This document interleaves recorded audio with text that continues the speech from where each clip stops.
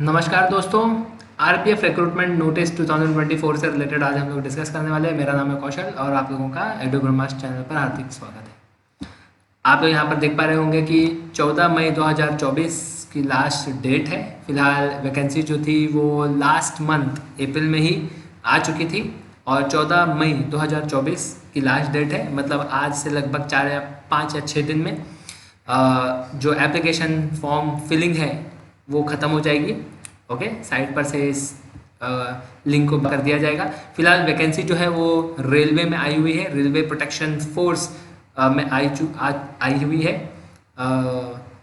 Constable और sub inspector positions के लिए ये मतलब जो वैकेंसी है वो आई है। आप लोग यहाँ पर देख सकते हैं कि लगभग 4660 पोजीशंस के लिए रिक्रूटमेंट आई हुई है। चलिए आइए देखते हैं, आगे बढ़ते हैं कि एज, एग्जामिनेशंस और उससे रिलेटेड क्या क्या चीज़ें प्रावधान है जो हम लोगों को ध्यान में रखना होगा। आगे बढ़ते हैं। यहाँ पर आप लोग देख सकते हैं कि रेलवे प्रोटेक्शन फोर्स या फिर रेलवे प्रोटेक्शन स्पेशल फोर्स के लिए यहाँ पर वैकेंसीज निकली हुई है। ओके, आप लोगों को उससे पहले बता दिया गया है कि टोटल जो vacancies SI special sub inspector के लिए 452 है और कांस्टेबल के लिए 4208 वैकेंसी आई हुई है। यहाँ पर आप लोग देख सकते हैं इंपॉर्टेंट डेट्स में कि लास्ट डेट जो है वो 14th है, 15th नहीं, 15th एप्लीकेशन स्टार्ट हो चुकी थी लास्ट मंथ। ठीक है जी, और लास्ट ऑनलाइन पेमेंट भी 14th का ही होगा। ओके, करेक्शन डेट जो रहेगा वो 14th के बाद से 24 मई तक आप लोगों को मिलेगा। इससे रिलेटेड भी अलग चार्जेस हैं, वीडियो में बने रहना, सारे कुछ आप लोगों को चीज़ें समझ में आ जाएगी। एप्लीकेशन फीस आप लोग अगर देख रहे हैं तो अगर आप लोग इन कैटेगरीज में आते हैं तो 500 रुपये आप लोगों को पे करने होंगे। अगर आप लोग SC ST में आ रहे हैं तो 250 रुपीज़, फीमेल कैंडिडेट है 250 रुपीज़ और करेक्शन चार्जेस 250 है। अब इस चीज़ पर ध्यान देना, मैं करेक्शन चार्जेस के बारे में बता रहा हूँ। आपने फॉर्म फिलिंग स्टार्ट की, अगर आप लोग first page, second page, third page पर बढ़ गए, फिर आप लोगों को ध्यान में आया कि अरे सेकंड पेज में कुछ चीज़ें रॉन्ग हो गई हैं, अगर कोई भी करेक्शन होगा 250 रुपीज़ आप लोग को एवरी टाइम पे करना होगा।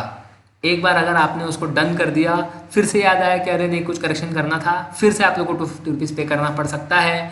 तो इस चीज़ के लिए ध्यान रखना कि आप लोगों को जब भी फॉर्म फिल करोगे बहुत ध्यान से आप लोग को फॉर्म फिल करना है, वरना खर्चे जो है वो आप लोगों के बढ़ जाएंगे।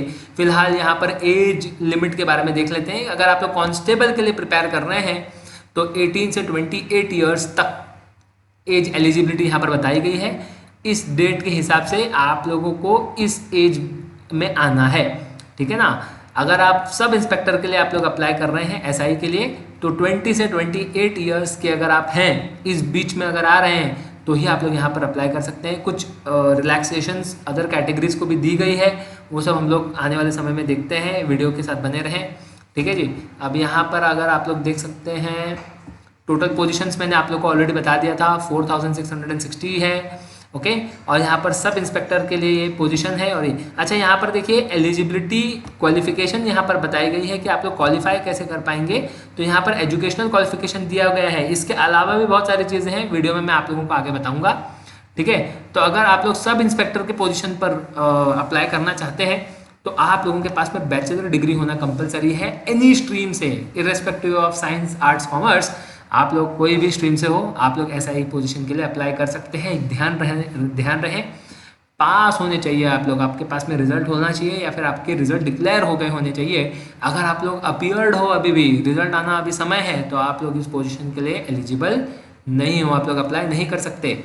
अच्छा, अगर आप लोग कांस्टेबल के लिए अप्लाई कर रहे हैं, सब इंस्पेक्टर का तो मैंने बता दिया, कांस्टेबल के लिए अगर आप लोग अप्लाई कर रहे हैं तो 10th पास होना कंपलसरी है from recognised board in India, right. आगे बढ़ते हैं। अब इस चीज़ पर आप लोगों को ध्यान देना है। देखिए, इसमें आप लोगों के 2-3 तरीके से एलिजिबिलिटी चेक की जाने वाली है, जिसमें से एक तो हो गया CBT, computer based online exam होने वाला है वो। इसके बाद में आप लोगों का फिजिकल एलिजिबिलिटी भी वर्किंग में लाया जाएगा। पहले आप लोग का ये देखा जाएगा कि एजुकेशनल क्वालिफिकेशन आप लोग के पास प्रॉपर है या नहीं, मतलब एजुकेशन में जो भी आपने पढ़ा है उस बेसिस पर आप चीज़ों को पास कर पा रहे हैं या नहीं। एक बार वो हो गया, फिर उसके बाद में आप लोगों का फिजिकल एलिजिबिलिटी टेस्ट लिया जाएगा। अब इसमें होता क्या क्या है, देखिए ध्यान देना।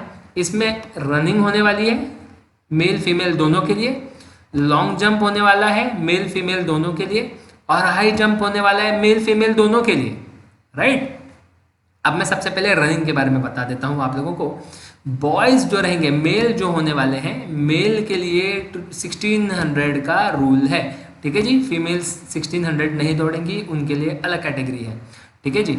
अब मेल हो, आप जनरल ओबीसी हो तो 165 का हाइट होना चाहिए। सबसे पहले यहाँ पर आप लोगों का हाइट मापा जाएगा, राइट। अब हाइट कितना होना चाहिए आप लोगों का, अगर आप जनरल या ओबीसी में हो तो 165 सेंटीमीटर्स, एससी एसटी में हो तो 160, ओके। फीमेल्स में अगर आप लोग आ रहे हो जनरल ओबीसी तो 157 और एससी एसटी में 152, ठीक है। ये हाइट हो गया, सबसे पहला हाइट मापा जाएगा। एक बार अगर आप लोग हाइट को क्लियर कर लेते हैं, इसमें आ गए आप 164.5 हैं अगर आप जनरल कैटेगरी के हैं, मान के चलें, ठीक है जी। आप 164.5 हैं, 164 हैं, 163.5 हैं, तो वो तो वहाँ के जो ऑफिसर होंगे वही आप लोग को अप्रूवल दे सकते हैं, या तो फिर आप लोग को डिस्क्वालीफाई कर दिया जाएगा। सिंपल चीज़ है, ठीक है। यहाँ से कुछ नहीं होने वाला है। अगर आप 166 167 हैं तो ही आप लोग आगे बढ़ें। अगर आप 165 भी हैं तो आप चांस ले सकते हैं, क्योंकि 165 तक के ही यहाँ पर रूल बनाए गए हैं, ठीक है जी। और उसी तरीके से SC ST के लिए ये वाली कैटेगरीज हैं और फीमेल्स के लिए यहाँ पर मैंने बता दिया है। अब इसके बाद में रनिंग होने वाला है, तो रनिंग के लिए बता दिया गया कि 1600 मीटर्स जो रहेगा वो 5 मिनट 45 सेकंड में आप लोगों को दौड़ कंप्लीट करना होगा, और 1600 मीटर भी कंप्लीट करना है आप लोगों को, ठीक है। मतलब कवर भी करना है आपको इतने डिस्टेंस, वो भी 5 मिनट 45 सेकंड में, ठीक है। अब यहाँ पर देखो बताया दिया गया, किसी में भी आ जाए आप लोग को इसमें कवर करना है। अगर आप सब इंस्पेक्टर के लिए आप दौड़ रहे हैं, सब इंस्पेक्टर, तो आप लोगों को 1 मिनट जास्ती मिल जा रहा है लगभग, ठीक है जी। 45 सेकंड जास्ती मिल जा रहा है। आप SI के लिए जो है वो 6 मिनट 30 सेकंड्स के लिए दौड़ सकते हैं, ओके। लेकिन कांस्टेबल के लिए थोड़ा फास्ट आप लोगों को कवर करना होगा। चलिए ठीक है, तो 1600 मीटर्स में गर्ल्स एलिजिबल नहीं हो पा रही है। अब बात करते हैं हम लोग गर्ल्स के लिए, तो उनके लिए रनिंग कैटेगरीज जो है वो 800 मीटर का रखा गया है। 4 मिनट में 800 मीटर कवर करना होगा। अगर आप सब इंस्पेक्टर के लिए आप लोग अप्लाई कर रहे हैं, तो अगर आप कांस्टेबल के लिए जा रहे हैं तो 3 मिनट 40 सेकंड्स में आपको चीज़ें कवर करनी होगी। अच्छा ठीक, इसके बाद में नेक्स्ट बात कर लेते हैं हम लोग लॉन्ग जंप, ठीक है जी। लॉन्ग जंप मेल हो या फीमेल हो, दोनों को फेस करना है, मैंने जैसे बता दिया था। अगर आप SI के लिए अप्लाई कर रहे हैं तो 12 फीट लॉन्ग जंप आप लोगों को कवर करना होगा, मेल के बारे में बता रहा हूँ। अगर आप लॉन्ग जंप कांस्टेबल के लिए अप्लाई कर रहे हैं तो 14 फीट आप लोग को जंप करना होगा लॉन्ग जंप, ठीक है जी। अगर आप फीमेल, मतलब आप अगर फीमेल कैटेगरी में हैं तो 9 फीट लॉन्ग जंप होगा, ठीक है। कांस्टेबल हो या SI हो, दोनों के लिए सेम रूल बनाया गया है फीमेल के लिए। अगर हाई जंप है, ठीक है ना, तो 3 फीट 9 इंच का हाई जंप लगाना होगा, ठीक है। बहुत कम डिस्टेंस से दौड़ के आके एक हाई जंप लेना होता है, ठीक है जी। और कांस्टेबल के लिए है तो यहाँ पर 3 इंच बढ़ा दिया गया है, 4 फीट रखा गया है मेल के लिए। और फीमेल के लिए SI हो, SI के लिए आप अप्लाई कर रहे हैं या फिर कांस्टेबल के लिए 3 फीट ही आप लोगों को जंप लेना है। और फिर इसके बाद में यहाँ पर फॉर्म कैसे फिल करना है, ये पूरी इन्फॉर्मेशन यहाँ पर दे दी गई है। मैं फिलहाल आप लोगों को एक ऑफिशियल डिटेल भी आप लोगों को बता देता हूँ, मैं जो ऑफिशियल आया हुआ है उसके बारे में भी हम लोग यहाँ पर देख लेते हैं जी, ठीक है। तो ये जो कैटेगरी है यहाँ पर हम लोग देख सकते हैं कि ये जो इन्फॉर्मेशन रहेगा ये कांस्टेबल के लिए रहने वाला है। पहले मैं कांस्टेबल बताऊंगा, फिर उसके बाद में SI को हम लोग डिस्कस करेंगे, ठीक है जी। ध्यान देना, बराबर से ध्यान दे करके आप लोगों को समझना होगा, ध्यान देना, ये भी बहुत इंपॉर्टेंट इन्फॉर्मेशन है। ये डेट्स तो मैंने आप लोगों को बता दी है, इसमें कोई चेंजेस नहीं रहेगा। यहाँ पर आप लोग देख सकते हैं कि जो पे स्केल होने वाली है कांस्टेबल की, ये 21,700 का पे स्केल इनिशियल में होने वाला है। देखिए क्या होता है कि ये जो 18 से 28 ईयर्स का जो एज बार रखा गया है, एक्चुअली में ये नहीं होता, 18 से 25 तक का ही होता है। लेकिन कोविड-19 की वजह से 3 इयर्स का जो प्रिस्क्राइब्ड एज लिमिट है उसको एक्सटेंड किया गया है, रिलैक्सेशन दी गई है एक तरीके से, ठीक है। पोजीशंस तो मैंने आप लोगों को ऑलरेडी बता दिया है, ओके। और जो एंड जो है एप्लीकेशन एंड जो डेट है वो भी मैंने आप लोग को बता दिया है, ठीक है जी। अच्छा, इसमें नेक्स्ट इन्फॉर्मेशन जो हम लोग देखने वाले हैं रिफंड के बारे में, है ना। देखो यहाँ पर बताया गया है कि, एक सेकंड, यहाँ नहीं, हम लोग और नीचे की तरफ देखते हैं। देखो एक इम्पॉर्टेंट इन्फॉर्मेशन है, नेगेटिव मार्किंग रहने वाला है जी, नेगेटिव मार्किंग रहने वाला है, 1/3 नेगेटिव मार्किंग रहने वाला है, ठीक है। मतलब आपने जितने भी आंसर राइट किए हैं उसके तो 1-1 मार्क मिलेंगे, ओके। और अगर आपने एक भी रॉन्ग किया तो 1/3 मार्क आपका कट जाएगा। एक मार्क का है ना, तो 0.3 मार्क्स आपके कट जाएंगे।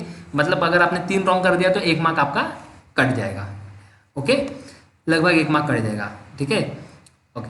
नेक्स्ट इन्फॉर्मेशन है इसमें, ठीक है जी, नेक्स्ट इन्फॉर्मेशन देखते हैं।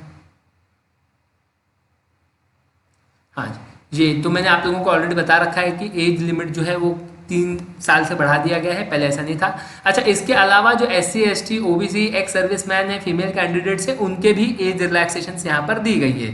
ठीक है, तो ये आप लोग को थोड़ा सा उसमें डिटेलिंग में जाना पड़ेगा, आप लोग ये चीज़ों को आराम से अंडरस्टैंड कर लेंगे। यहाँ पर बताया गया है कि किस एज के बाद आपका बर्थ होता है या किस एज के पहले आपका बर्थ हो जाना चाहिए, वो यहाँ पर दिया गया है। ठीक है, तो ही आप यहाँ पर एलिजिबल हो पाएंगे, वो चीज़ यहाँ पर दिया गया है। फिलहाल मैं आप लोगों को बता दूं एजुकेशनल क्वालिफिकेशन के बारे में। शुड नॉट अप्लाई, तो कौन अप्लाई नहीं करेगा? जिनका फाइनल रिजल्ट जो है वो अभी भी अवेटिंग है।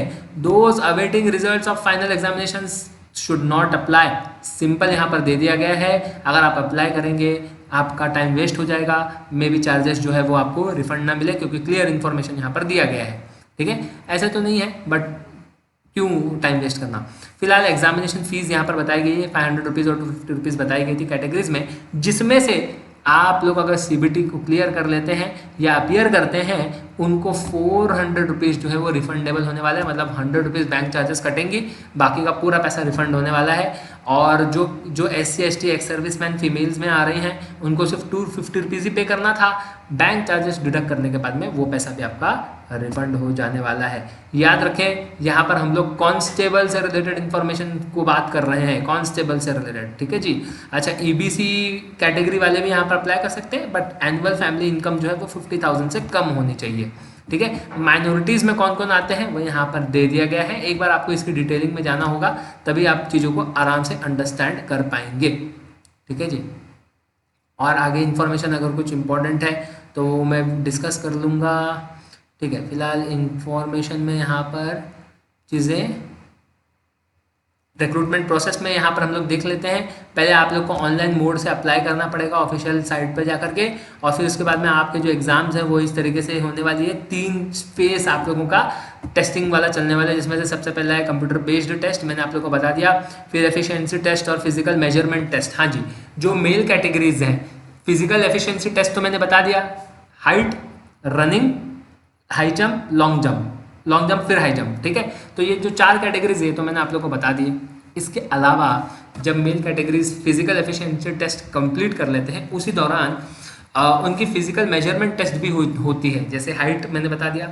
इसके अलावा जो चेस्ट होगा वो चेस्ट भी मापा जाता है, तब जाकर के आप लोग इसमें आगे बढ़ पाते हैं। राइट, तो उसका भी यहाँ पर जो इन्फॉर्मेशन है वो आप लोग को दिया होगा कि कितना चेस्ट होना चाहिए, और फिर उसके बाद सांस लेने के बाद में वो चेस्ट कितना हो जाना चाहिए। नॉर्मली में 80 नॉर्मल, और फिर सांस लेने के बाद में जब छाती फुलाई जाती है तो 85 तक जानी चाहिए। मैंने आप लोग को ऑलरेडी बता दिया है कि नेगेटिव मार्किंग होने वाली है, सिर्फ कांस्टेबल में नहीं, SI के लिए भी नेगेटिव मार्किंग होने वाली है। ठीक है, मिनिमम पास परसेंटेज बता दिया गया है। अगर आप लोग इस कैटेगरीज में आ रहे हैं तो 35%, और अगर आप SC ST में आ रहे हैं तो 30% की पासिंग मार्क्स यहाँ पर बताई गई है। ठीक है जी। टोटल ड्यूरेशन 90 मिनट्स का होने वाला है। 120 क्वेश्चन आप लोगों को कवर करना होगा। 10 पास स्टूडेंट्स लोग कांस्टेबल के लिए अप्लाई कर सकते हैं। अच्छा, आप लोग के CBT में क्या पोर्शन रहने वाला है वो यहाँ पर बता दिया गया है, आप लोग जल्दी से तैयारी करना स्टार्ट कर दें। ठीक है, फिर उसके बाद में यहाँ पर बताया गया है, मैंने आप लोग को इसको ऑलरेडी बता दिया है इसके बारे में कि आपके हाइट या फिर किस तरीके से चीज़ें होनी चाहिए, कितने टाइम में आप लोगों को चीज़ों को कवर करना होगा। ठीक है ना, ये सारी चीज़ें यहाँ पर डिटेलिंग में दी गई है। ओके, और फिर डॉक्यूमेंट सर्टिफिकेट्स में आप लोग को क्या क्या चीज़ देना होगा वो सारी चीज़ यहाँ पर बताई गई है। ठीक है, अच्छा, और फिर इसके बाद में देखिए ये एक इन्फॉर्मेशन मैं आप लोग को बता देता हूँ। जैसे आप लोग देख रहे हो कि इतने सारे एरिया के लिए रिक्रूटमेंट जो है वो जनरेट हुई है। अब कुछ लोग क्या करते हैं, गुवाहाटी से फॉर्म भर देंगे, उनके साइड पे जाकर के फॉर्म भर देंगे, कोलकाता से भर देंगे, मुंबई से भर देंगे, चलो यहाँ नहीं हुआ तो वहाँ हो जाएगा, वहाँ नहीं हुआ तो कहीं और हो जाएगा, आपका फॉर्म रिजेक्ट हो जाएगा, आप अप्लाई ही नहीं कर पाएंगे। ठीक है जी, तो इस चीज़ का ध्यान देना। आप लोगों को पूरे में से बस एक ही जगह पर आप लोगों को अप्लाई करना है। हर कहीं पर अगर आप लोग अप्लाई करते रहेंगे तो आपका फॉर्म जो है वो रिजेक्ट हो जाएगा, आप कहीं के नहीं रह पाओगे, आपको फिर वेट करना पड़ेगा नेक्स्ट चांस के लिए। ठीक है जी, तो यहाँ पर बता दिया गया है कि स्टेजेस कैसे रहने वाले हैं। फिलहाल सबसे पहले आप लोगों को CBT कवर करना होगा, फिर इसके बाद में आप लोगों की पेट होने वाली है, फिजिकल एफिशिएंसी टेस्ट, फिर फिजिकल मेजरमेंट टेस्ट, फिर आपका डॉक्यूमेंट वेरिफिकेशन, फिर आपका मेडिकल होने वाला है। ठीक है जी, तो 5 स्टेजेस से आप लोग आगे बढ़ने वाले हैं। ओके, ये सारी चीज़ें भी यहाँ पर बता दी गई हैं। और कोई इन्फॉर्मेशन है, ये तो मैंने आप लोगों को बता दिया। फिर नेक्स्ट इज, देखिए यहाँ पर बताया जा रहा है कि अनरिजर्व कैटेगरीज के लिए कितना है, ओपन कैटेगरीज फिर एससी वालों के लिए कितना है, ये सारा कुछ यहाँ पर बता दिया गया है। कुल मिलाकर के 420 पोजीशंस यहाँ पर दी गई है। और फिर अगर आप लोग ओबीसी में आ रहे हैं, अगर आप लोगों को कुछ सेल्फ डिक्लेरेशन फॉर्म यहाँ पर भरना है तो यहाँ पर से फॉर्म आप लोग डाउनलोड करके फिल कर सकते हो, इन्फॉर्मेशन प्रोवाइड कर सकते हो। नेक्स्ट बात करेंगे हम लोग सब इंस्पेक्टर के लिए। सब इंस्पेक्टर की भी इंफॉर्मेशन यहाँ पर सेम प्रोवाइड की गई है, कुछ खास इसमें बदलाव नहीं है, बस चीज़ें इतनी है। यहाँ पर पोजीशन जो है वो 452 की है, ठीक है जी। और यहाँ पर पे स्केल जो है लेवल 6 के हिसाब से 35,400 रुपीज़ रहने वाली है, ठीक है। बाकी डेट्स जो आपके सेम है, एज जो है कांस्टेबल के लिए अलग था, एसआई के लिए 20 से 28 तक है, ठीक है जी। 20 से 28, जबकि 20 से 25 तक ही होती है, लेकिन ये कोविड की वजह से 3 इयर्स का जो रिलैक्सेशन यहाँ पर दिया जा रहा है। तो ये एक बहुत अच्छा सुनहरा मौका है आप लोगों के लिए। जो लोग भी यहाँ पर अप्लाई करना चाहते हैं वो सब अप्लाई कर सकते हैं। यहाँ पर भी आपके नेगेटिव मार्किंग रहने वाली है, 1/3 ही नेगेटिव रहने वाला है, जैसे आप लोग को मैंने कांस्टेबल की इन्फॉर्मेशन में भी प्रोवाइड कर दिया था, ठीक है जी। ठीक है, तो ये क्यों है ये बताया। इसके बाद में रिलैक्सेशन किस बेसिस पर है ये भी बताया गया है, किस एज के बाद और किस ईयर के पहले, आई मीन किस ईयर के बाद और किस ईयर के पहले आपका बर्थ हो जाना चाहिए तो ही आप लोग इसमें एलिजिबल रहोगे। ये सब यहाँ पर दे दिया गया है, मतलब आप इस डेट से उसके बाद अगर आपका बर्थ हुआ है, नॉट अर्लियर होना चाहिए जी, हाँ जी, नॉट अर्लियर होना चाहिए। मतलब जो अपर लिमिट है, इस डेट के बाद में ही बर्थ होना चाहिए और इस डेट के पहले आपका बर्थ हो जाना चाहिए, हाँ जी। इस चीज़ का आप लोगों को खास ध्यान देना होगा, तभी आप लोग एसआई के लिए एप्लीकेबल हैं, ओके। जिन लोगों ने अपीयर किया हुआ है, रिजल्ट नहीं आए हुए हैं, वो लोग अप्लाई ना करें। जहाँ पर भी रिफंड की जो प्रोसेस है वो पूरी की पूरी सेम है, कोई अलग चीज़ें यहाँ पर है नहीं, सारा का सारा कांस्टेबल मैंने आप लोग को ऑलरेडी बता रखा है, ठीक है। और फिर जिस तरीके से इसमें भी रिक्रूटमेंट प्रोसेस है वो भी मैंने आप लोग को बता रखा है, ठीक है। सारा का सारा इन्फॉर्मेशन जो है यहाँ पर आप लोग को दिया गया है। फिर आप लोग की जो कैटेगरीज, किस कैटेगरी में अगर आप एसआई के लिए प्रिपेयर कर रहे हैं तो कितने मिनट में आप लोगों को running, high jump, long jump, height, chest, सारा कुछ इसमें देखा जाएगा। तो आप लोगों को ध्यान से यहाँ पर अप्लाई करना है। डेट ऑफ बर्थ के बारे में भी यहाँ पर एक प्रावधान है, जैसे दो इन्फॉर्मेशन मैं आप लोग को बताने वाला हूँ, डेट ऑफ बर्थ और फिर passport size photo. Date of birth, जहाँ पर भी आपका जो डेट ऑफ बर्थ है, आपने एक बार अगर फॉर्म फिलिंग में वो जो डेट ऑफ बर्थ डाला, ठीक है, उसके बाद में जो भी प्रूफ आप प्रेजेंट करने वाले हो वही डेट ऑफ बर्थ उसमें मिलना चाहिए, वरना फिर सीधे डिस्क्वालीफाई होने वाले हो, आप सीधे डिस्क्वालीफाई होने वाले हो। सेकंड, 12 पासपोर्ट साइज फोटोज आपके पास में होने चाहिए पूरे प्रोसेस कंप्लीट होने तक, ध्यान देना। इसके अलावा भी इसके अंदर बहुत सारी चीज़ें होती है, जैसे minimum height, chest shall be treated as field in the PMT, जिसके पास में मिनिमम हाइट्स वगैरह नहीं अवेलेबल होने वाले हैं, ठीक है ना। चेस्ट की कैटेगरीज जो है वो आप लोगों को इसमें डिटेलिंग में जा करके देखनी होगी, ओके। ये सारा चीज़ भी बहुत इंपॉर्टेंट कॉन्सेप्ट है। यहाँ पर डॉक्यूमेंट्स के बारे में बता दिया गया है कि किस तरीके से आपको कलर्स पासपोर्ट साइज फ़ोटो जो है वो अपलोड करना होगा, ओके। ये मैंने आप लोग को कांस्टेबल में ऑलरेडी बता रखा है कि आपको कहीं एक, दो या दो से अधिक जगह पे अप्लाई नहीं करना है, कोई एक ही जगह पे आप लोग को अप्लाई करना होगा, ठीक है जी, ओके। तो रिफंड के बारे में हम लोगों ने ऑलरेडी अंडरस्टैंड कर रखा है, ओके। रिजेक्शंस किस बेसिस पर होंगे वो भी आप लोग को बता दिया गया है। और फिर इसके बाद में प्रोसेस देखिए क्या है, मैंने आप लोग को ऑलरेडी बता रखा है। ये प्रोसेस क्या होने वाला है ऑलरेडी बता रखा है। सबसे पहले सीबीटी, फिर पीईटी, फिर पीएमटी, फिर डॉक्यूमेंट वेरिफिकेशन, फिर मेडिकल, ठीक है जी। पे स्केल मैंने आप लोग को ऑलरेडी बता रखा है एसआई के लिए, ओके। कितनी वैकेंसीज किस पोजीशंस के लिए निकली हुई है, मेल फीमेल सबके बारे में यहाँ पर बताया गया है। और फिर उसके बाद में यहाँ पर आपके सेल्फ डिक्लेरेशन चाहिए, ठीक है। तो होपिंग कि आप लोगों को सारी चीज़ें यहाँ पर अंडरस्टैंड हो गई होगी। अगर आप लोगों को कोई भी डाउट है तो कमेंट बॉक्स में आप लोग अपने डाउट्स को क्लियर कर सकते हो। फिलहाल चैनल को सब्सक्राइब करना ना भूलें। इसी के साथ में मैं अलविदा लेता हूँ, होपिंग कि आप लोग इसके लिए अप्लाई करेंगे। बहुत कम समय बचा हुआ है, लेकिन मैं उन लोगों के लिए भी एक चीज़ बोलना चाहता हूँ कि जो लोग अब अप्लाई नहीं कर रहे हैं बट फ्यूचर में देख रहे हैं अपने आप को फ्यूचर एसआई या फिर फ्यूचर कांस्टेबल, आप लोग को इस कैटेगरी के हिसाब से अपने आप को तैयार कर लेना है, ताकि जैसे ही आप लोग एलिजिबल हो जाओ वहाँ से आप लोग ट्राई करना स्टार्ट कर दें, ताकि आने वाले समय में आप लोगों का हो जाए। देखिए कैसा हो जाता है कि ज़रूरी नहीं है कि एक ही बार में हो जाए। वो अगर एक ही बार में हो जाए, अगर आपने पूरे लगन से मेहनत की हुई है तो एक बार में होना भी पॉसिबल होता है, लेकिन कुछ ऐसे रीजंस भी होते हैं जिसकी वजह से एक आध बार में नहीं हो पाता। तो उस चीज़ का भी आप लोगों को ध्यान रखना होगा। हमेशा आप लोग को ट्राई करना है और जैसे ही आप लोग एलिजिबल हो जाते हैं वहाँ से ट्राई करना स्टार्ट करें, ताकि आपके पास में कुछ ईयर्स हैं, आप लोग उसमें ट्राई करते हुए सफल हो जाए। ठीक है। इसमें एक और चीज़ मैं आप लोग को बता देता हूँ आई साइट के बारे में। देखिए अगर आपको स्पेक्स है, ठीक है, तो आप लोग अप्लाई ना करें, आप लोग सीधे डिस्क्वालीफाई हो जाओगे। ठीक है। 0.5 नंबर होता है, तो वहाँ के मेडिकल ऑफिसर के हाथ में होता है कि आपको वो पास करना चाहते हैं या नहीं करना चाहते हैं। ठीक है जी। आप लोगों को पूरा तैयार होकर के जाना है। इसके अलावा इसमें फिर और भी चीज़ें हैं, जैसे चेस्ट के बारे में मैंने आप लोग को बता दिया। ठीक है। मेल कैटेगरीज में ये सारी चीज़ें चेक की जाती है। चेस्ट, जहाँ पर आपका नॉर्मल चेस्ट जो है वो 80s में होना चाहिए, और फिर जब आप सांस लेते हैं या फुलाते हैं तो 85 तक जाना चाहिए। इसके अलावा अगर आप अटेंशन पोजीशन पर खड़े रहते हैं तो आपके जो घुटने हैं वो एक दूसरे को टच नहीं होने चाहिए। ठीक है। तो या तो सीधे डिस्क्वालीफाई हो जाते हैं आप। जैसे फिर उसके बाद में टैटूज़ हैं, इससे रिलेटेड भी चीज़ें बताई गई है, उसको आप लोग थोड़ा सा रीड करें। ओके। और फिर उसके बाद में अगर समझ लीजिए आपकी आंखें थोड़ी सी नॉर्मल कंडीशंस में नहीं है, अगर कोई कटिंग्स है कहीं पर, आप जैसे अपेंडिक्स के ऑपरेशंस हुए हैं, तो ये सब का एक प्रावधान है। आप लोग ध्यान से सोच समझ करके आप लोग इसमें अप्लाई करें, और होपिंग कि फ्यूचर में आप लोग SI या फिर कांस्टेबल पोजीशंस को हासिल करें और उसके बाद में अपनी जर्नी जो है लाइफ की स्टार्ट कर सकें और डेवलप उसके अंदर कर सकें। Okay. So this is Kaushal Mishra signing off. Have a nice day. धन्यवाद।